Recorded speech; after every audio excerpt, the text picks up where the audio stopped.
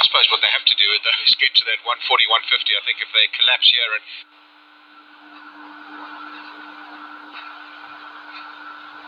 get 120, 130, I wouldn't give them much price. Yesterday on that pitch, maybe. This pitch, no. I just think they need a wee bit more than that. It's going to be a tough ask. Ramachar going to have to really dig deep. He's 28 or 30, and he'll have to find some acceleration at the end, and a partner as well. Interesting question for you, given you were out in the middle before. Play today and had a look at the surface. Obviously, in that first match, we saw what 244 plays 223. Was the pitch really a 244 versus 223, or was it simply that the bowling was pretty woeful? And if you like, the bowling's been much better in this innings. Just have a think about that while we watch this.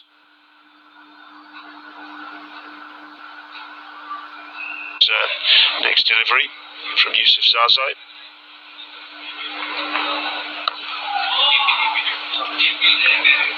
No, not any stretch of the imagination that I think it would be 240 plays 220, but I did think it was round about that 200 mark, 190, 200. We saw that in the first game yesterday as well. 195. Ryan Tendescarter played brilliantly, so I thought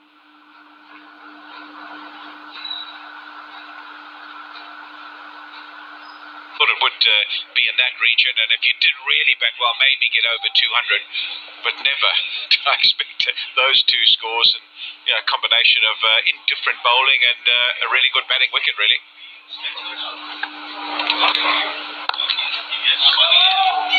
They'll look for two here.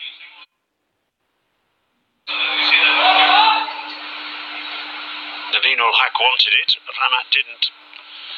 I was talking to some officials from the Afghanistan Cricket Board between matches, and they were saying to me that they might look at a pitch just to the left of this one for a couple of matches later on this week, just where about Shahid Afridi is there, or maybe just actually to the left of the pitch that we're using, possibly. Maybe just to give these two pitches a bit of a breather before we get into the business end of the tournament on Friday, Saturday, Sunday.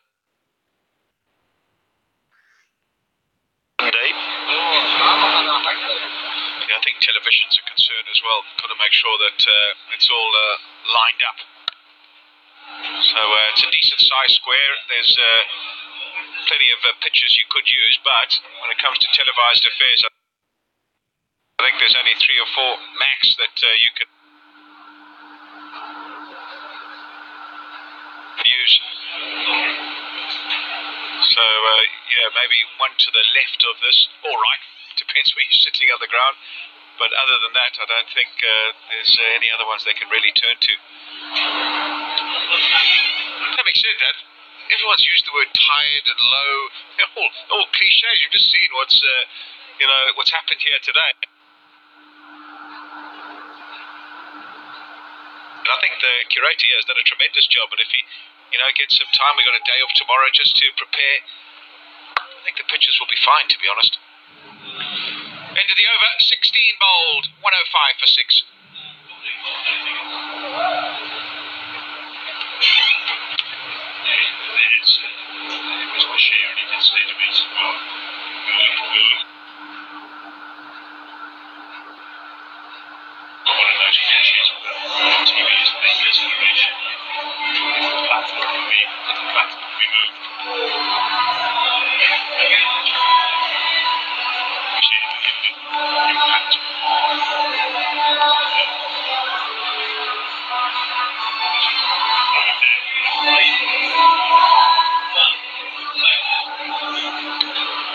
Four overs to go.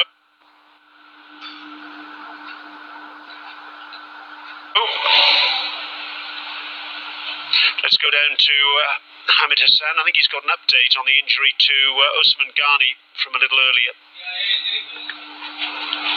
سلام ګرانو مینوالو د افغانستان ټول خلکو ته د زیري نیوز دا دی چې عثمان غني ماشاءالله صحتیاب دی او هاسپټل کې دی هسپتال کې ورته ټېسټونه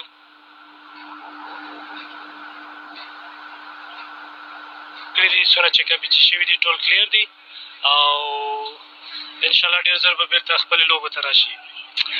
That's a good news for Usman Ghani. His all results is clear and he's healthy and he will be back soon for his team and he will be back soon for the ground. Back to commentary box. Great stuff, Hamid. That's very good news indeed. It was a sickening collision between himself and his captain, Mohamed Nabi.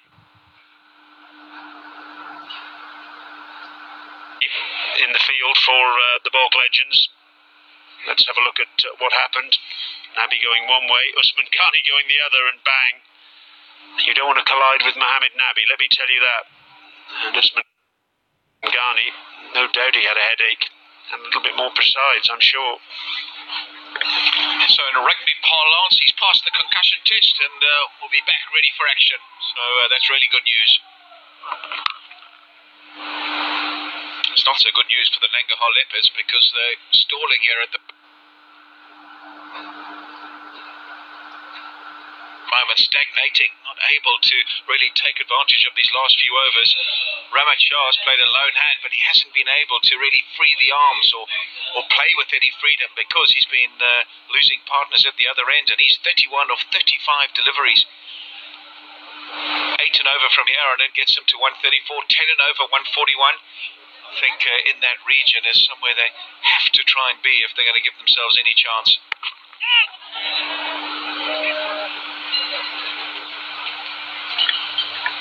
All runs gratefully accepted, no matter how they come.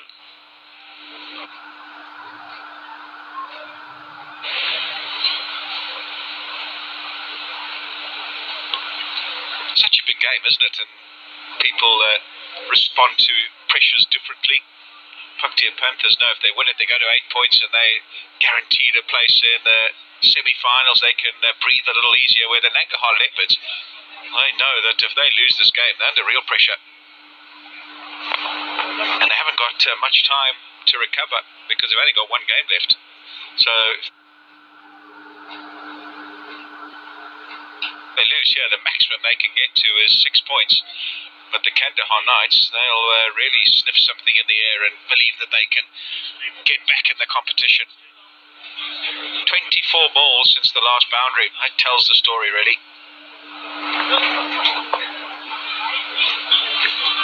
Here's what it's all about. The Leopards playing the penultimate match of the regular season. It's a good short ball. And a very good spell indeed by Sharifi. 17 gone, 109 for 6. Can we come back with that points table?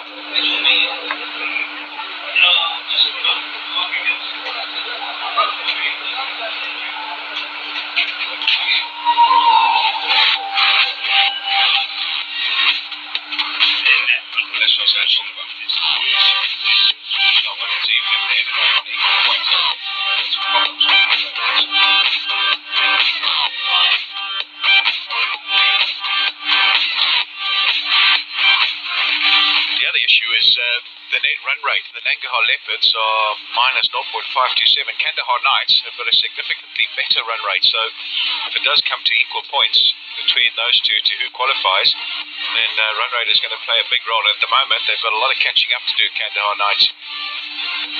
But they'll believe that if they just have to win another couple of games, their net run rate might just put them in the pound seats when it comes to that semi-final spot.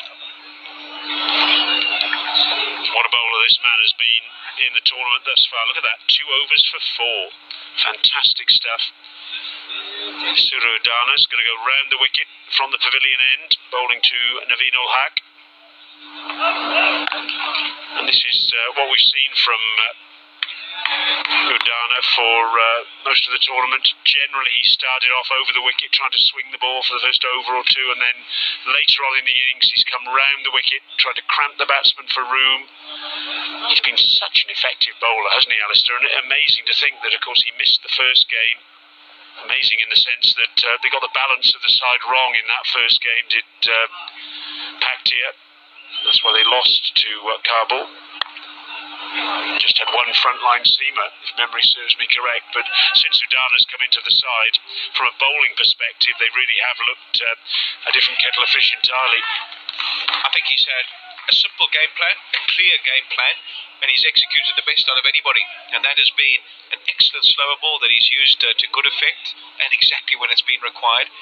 But the big thing for me is that Yorker, he's used it up front and at the back end of the innings. And I just think he's been fantastic. And those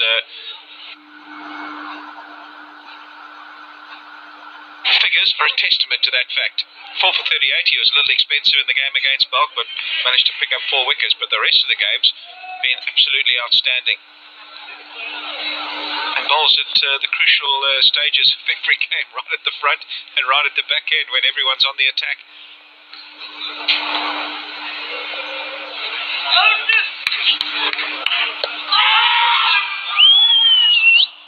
Well, that looked like a decent shout to me.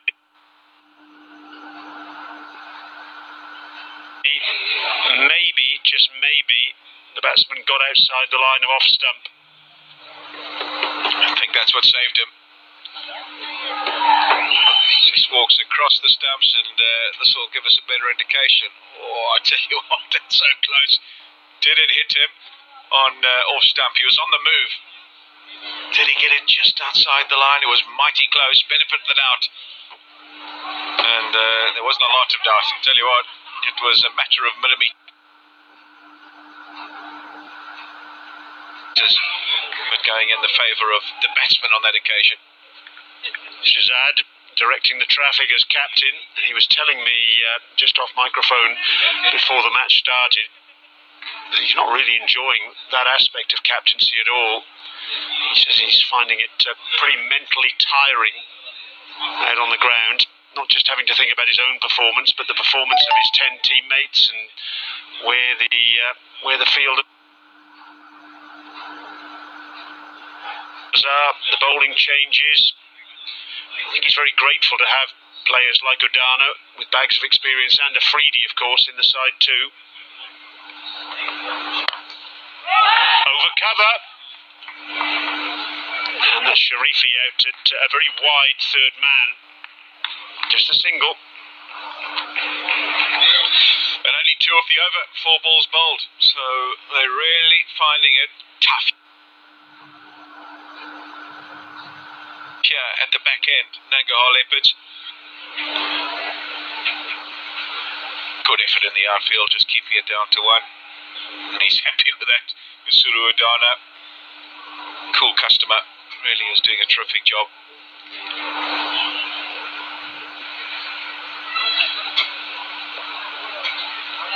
Yeah, there'll be a few nerves in that camp, let me tell you. It's not all positive, those faces. That's slashed away, and finally, I should say, third man is up in the circle. A rare delivery off track from Udana, and he's able to get a healthy outside edge. Is Naveen ul Haq, and races away.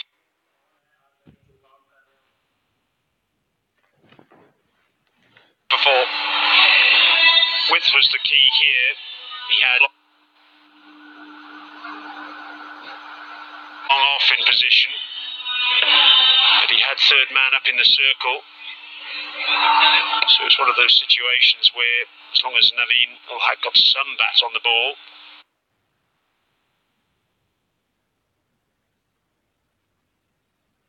he was going to get value, given that width that Udana provided him with.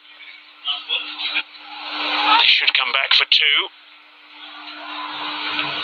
Sharafuddin out there on the cover boundary.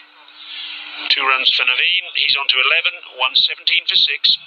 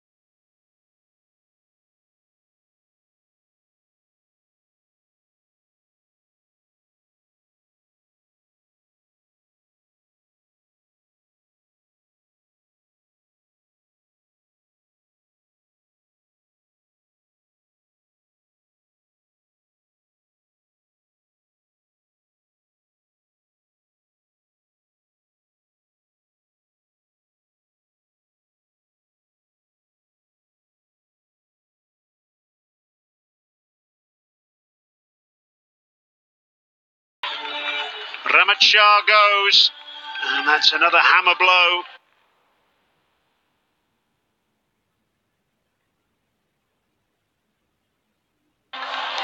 Right in the guts of Nangarhar Leopards. Yeah, the last Ricky just gave himself too much room, and all he could do was spoon it up in the air. Shade Afridi making some good ground, the elder statesman, and he's not going to drop those. So they get another one, do the Paktia Panthers. The Nangarhar Leopards, well, their struggles continue.